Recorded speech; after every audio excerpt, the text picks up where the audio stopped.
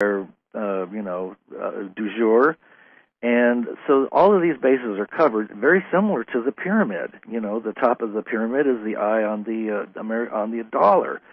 So we're subtly conditioned every day to see how subservient we are. And what with the scanners and the pat-downs, well, they're just, it's almost as if they're putting the finishing touches on a beautiful cake, Well, let's put another piece of whipped cream here. We'll put some scanners. Oh, let's have some roving scanners. That would be fun. That'll get them. If I were in their shoes, I don't know, I might be like that, but I'm not. So, I think people need to be made aware of these things, and you are making people aware by bringing this ancient, profound knowledge into the light of day. But the thing with the scanners is really obscene. I took 39 flights already this year. Yay. And, we worry about the little, at the dentist getting an X-ray, and it's a teeny little point of radiation. Yeah. But, we'd be fried if we had 39 scans every year. Oh, my God. Not that everybody travels as much as I do. But the other thing, though, is that these scans do not prevent what they say they're going to prevent. And taking our water bottles doesn't stop terrorism. No. Right? No. Okay, and so, but many people are waking up. Like I'm finding, a casual conversation, meeting somebody just over coffee, and they know. And the guy sitting next to me on the plane, who's a basic, redneck Albertan, he knows. Yeah. And so it's not, and the Internet has helped us tremendously because we can be sharing photos instantly. We can be social networking and get the latest, and there are interviews and blog talk radio and this sort of thing. And so people are waking up, and though, they haven't really been taking care of the grid. The grid could go down. Yeah. And so I have this real sense of urgency that we've just got to get connected and get the answers as fast as we can, and live through these times. And, there's fear about 2012. In my experience, we all got a lot of energy. We spent 2 hours inside the Great Pyramid with all three chambers open. We had sunrise between the paws of the Sphinx. And we took some pretty serious hits of energy because of that. And I think that, everybody had trouble integrating and landing when they got back, but I think that our psychic natures are enhanced. Mm-hmm. And I've experienced this a lot with 25 trips to Egypt, where you almost can't contain the energy, and then it kind of integrates, and then you've got more abilities, which is exactly how it worked for the ancients. And so we actually ran a study when we were over there this time. It took a baseline. There's a photonic emissions device that's actually very sophisticated Carillion photography, far, far more sophisticated than the old days of measuring someone's aura. Right. So we took a baseline for everybody in the group in the hotel prior to going into the Great Pyramid. And then everybody got into the sarcophagus while we were doing energy work, and then everybody got their fields tested again. And then we did a second, a delayed post-test, where we looked to see if the energy in the pyramid stayed with the person. And then, I'm cross-correlating that with, are people meditators? Are they vegetarian? Do they have a practice of doing Qigong or Tai Chi or something like that? And I actually don't expect that necessarily those are the people who are going to have the greatest effect in their aura. And I have not been able to analyze the data yet because it's still being calibrated and, anyway, so it takes a while to do a study like that. But we're about to have some hard data about it. What is it? Is it the pyramid? Is it the proximity? Is it the telluric currents? Let's take some measurements here and see how this is affecting us, and full stop, if it's affecting us.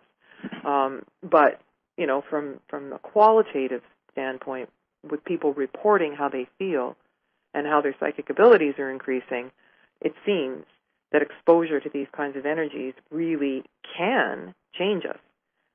However, the collective is still feeding us that if you can't see it, it's not there, and you only live once, and all that stuff. And so I think that clouds people, and they get a little afraid to speak out or, to test the waters and see if anybody else is feeling that or having similar experiences. But I think because of the energetics and the exponential increase and time moving faster and all of that, I think it's about to get blown out of the water where we can't hide from it anymore. Yeah, yeah. I think you're absolutely right. And you mentioned the period 3113 BC to 2012 AD, and isn't that the cycle that the patriarchy was allowed to rule? Yes, that's right.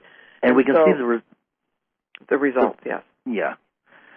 And yes, in ancient times, it was the highest form of DNA was menstrual blood, and that's blood for life. And so there was the virgin mother and the crone, and so the virgin being represented by white, the mother by red, and the crone by black, 3 stages of the triple goddess. And so then when religions started, they started wearing the red, white, and black. They started wearing the pharaonic headdress, if you will, the pointed top, and that's also highly symbolic. But then they started using sacrificial lambs and getting blood from death, and now we've got this incredible bloodbath with millions of people, being killed, and it's obscene, really, how that's going on. But in ancient times, it was all about leaving more for the children, respecting elders, and understanding that we were evolving as time went by, not devolution. Yeah. And so, so when people think about dynastic Egypt, they think that's the whole of Egypt, but really that's when the dynasties brought the patriarchy to Egypt as well. And so, everything's about the masculine, and people, we're looking through patriarchal lenses, and so we're perceiving things from the masculine viewpoint. But if you really look at Egypt, it's not that at all. There's plenty of honoring of the goddess and balance, balance, balance. Everything is about the balance between the masculine and the feminine. And that is what is supposed to be returning to us. And so with these pictures, first, the manuscript that led to the Pyramid Code was called Out of the Blue. So the fact that this sacred chalice is blue. Yes. And the Holy Grail, we said Sangre Real, the royal blood, and the whole tradition of Mary Magdalene, and the story coming out that Jesus and Mary Magdalene were partners, and that Mary Magdalene was a high priestess, and that she taught him and helped him be initiated, and he helped her as well. But again, it sounded like they were equal, and they both had spiritual prowess and understood things.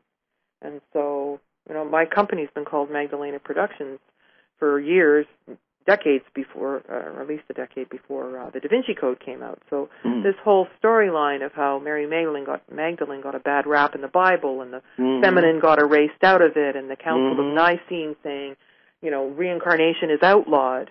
All of these things, have contributed to us, to it being very unfashionable to talk about this sort of thing.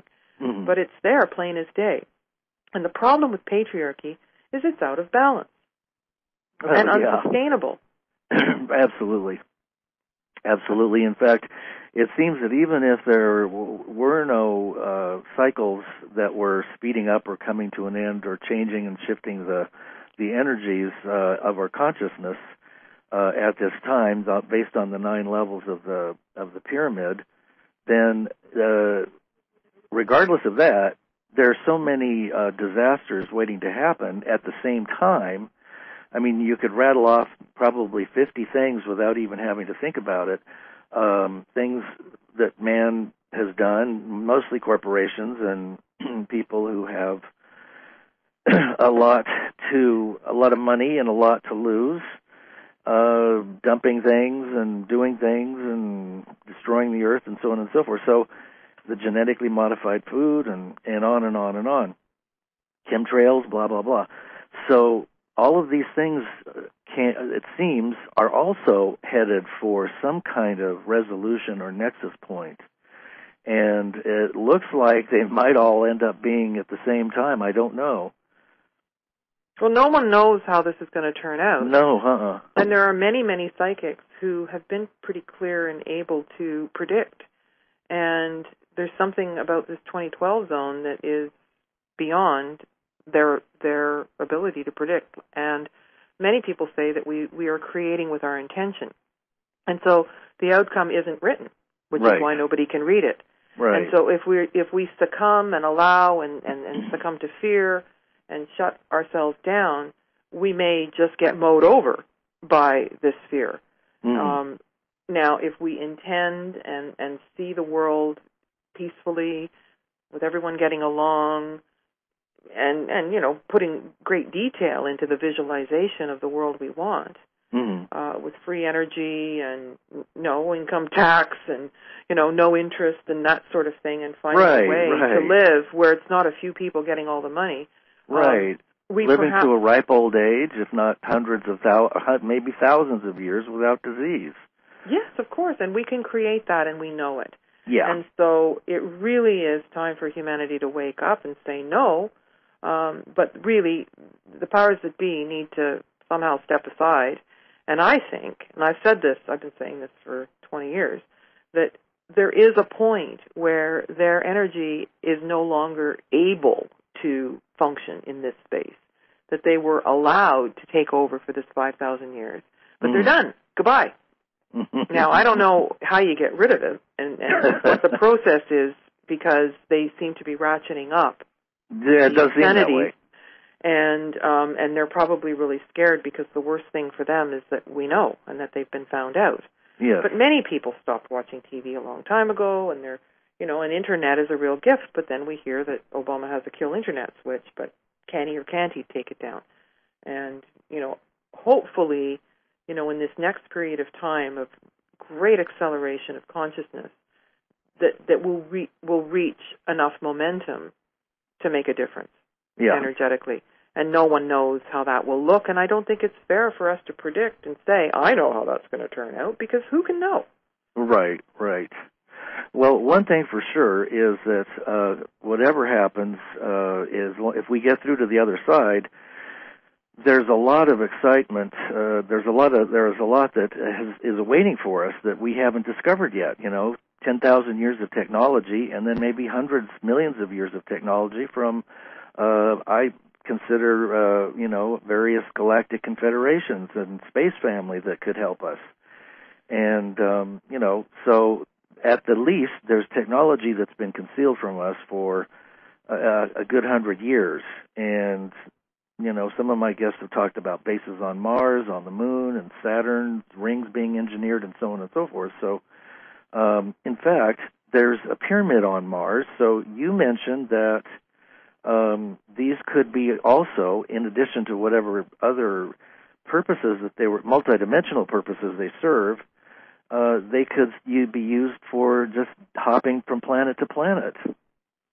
Right, and we're not really schooled in this kind of language. And what were the Egyptians doing? Now, Laird Scranton, who's featured in the Pyramid Code, is talking about a new interpretation of hieroglyphic, and he's looking at Dogon priests who could be very well descendants. And when the Islamics came, they just walked away and walked into Mali, East Africa, and basically kept their language alive. And he's finding real similarities with hieroglyphic.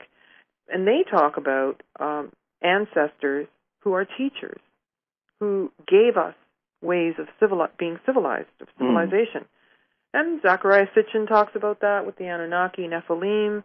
And it's not often in the conversation, but yet, if you're really into spirituality nowadays, many people channel. They're channeling ascended masters. They're channeling high-level beings. And we're not talking low-level ghosts. We're talking the highest level being.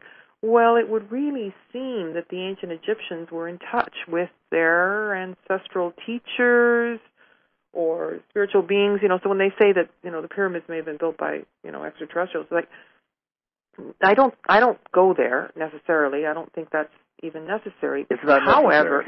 However, the humans who were here were empowered with 360 senses and 12-strand DNA, not 2, and able to connect with higher level energies. And so it's about refinement versus densification. Yes. And so there's a saying, faster can see slower, but slower can't see faster. So all of those dense school systems are saying, come on, you can't see a ghost, you can't see an energy field. What do you mean? That's lens flare. But actually, what they're telling us is that they're dense. Right. Right? And so people who have higher levels of consciousness who can access this stuff basically will look at someone who doesn't have the ears to hear it or the eyes to see it, and they'll go silent. Yes. Okay? Yes. Because faster can see slower, but slower can't see faster. And I think that that's a pretty good way of describing why there's kind of us and them, if you will. Yep. When I was studying Gurdjieff 30 or 40 years ago, what his common saying was that the lower cannot see the higher. And that is the same thing as that you were saying, that the higher realms are faster and they become invisible to the lower, and that just continues on. I don't know how far. I mean, I can only guess, but well, speaking about Gurdjieff, Oscar Chazo in the Eureka Institute actually used his work, and when he was talking about dense people, he would say they had 6,000 beliefs. And then people who were a little bit more savvy would have 3,000. And then you start to get a little bit more aware, and he called it Saint Ego, 1,500 beliefs. And it goes on like that, and when you get really into what he called enlightenment, you're down to 3. Ooh. There is a God, there's a higher source. I don't even know what these 3 are, but it's not but the thing is what the powers that be are shoveling beliefs at us. Oh my God, yes. Right? And so the more we free our minds, and then people say, well, it's a good thing you have strong beliefs. And I'm like, you don't have to believe it. Either it's the truth or it isn't. It's not about adopting something else. But that's how church, religion, the education system, everything is just, giving us more and more and more beliefs. But now, with the education system, it's not about fact-finding. We've got Internet, and we've got iPhones applications. Any fact can be accessed instantly, right? But it's about knowing, and this is what the Egyptians were all about, is like knowing that you know. Cultivating states of deep knowing where it's absolutely unquestionable. And this includes, like, being very, very tuned in. And this is what's happening to us. Like, years ago, the phone would ring before we had, not even looking at caller ID, and we would know who it was. I would know. Now more and more people are able to do that. But years ago, it was only a few people who could do that. You know what I'm saying? And so absolutely. We're increasing our abilities, and more people are getting on this. And there's some people ahead of the game, and there's some people behind, but I think that everybody's becoming more psychic. Well, part of that, I think you talked about this earlier, maybe in the other show, has to do with the strengthening or developing of the right brain, which is the intuitive feminine side. And it's the more artistic side, whereas the left side is the masculine, type A personality that goes into business and wears suits and so on and so forth. Everything is orderly. And it's intuitive. Go ahead. It's the intuitive side that feels things and picks up information. We may not know what that information is, but we know there's something. And every time you feed that and you pay attention to it, it's like working out at the gym. It's like developing your psychic muscles. And, ever since I was a kid, I've been empathic, and, I had years when I didn't pay much attention to it, but I finally figured out that, when I pay attention to it and listen to it and follow it, I always learn something new, and it works out a lot better. So, and then it's like when you don't, you open that door and there's a monster in the closet, and you knew there was going to be a monster in there, but you just had to open the door just to see for yourself. So, So there's that. Okay, what you've just said there with left brain dominance is basically what the patriarchy has emulated. And matriarchy isn't the opposite of patriarchy, where we then go and get right brain dominant. Matriarchy insists on a balance. And this is what you see over and over again in the symbolism of ancient Egypt. So the masculine is papyrus and the feminine is lotus. And the masculine is the jed, or the spinal cord of Osiris, and the feminine is what they call the teat, which is 2 arms down of an ankh. And you see 2 of one, 2 of another, 2 of one, 2 of another, double feminine, double masculine. And then you've got, there's a third aspect of this, the vulture, which is the feminine, and the snake, which is the masculine. And so you see on King Tut's mask the vulture and the snake, the vulture and the snake together. You see the winged disc, which is the wings of the vulture, and then the snakes on the side, over and over and over. So the idea, and especially at the lintel of going into a temple. So the lower self surrenders to the higher self, the masculine and the feminine come together. So I did my master's research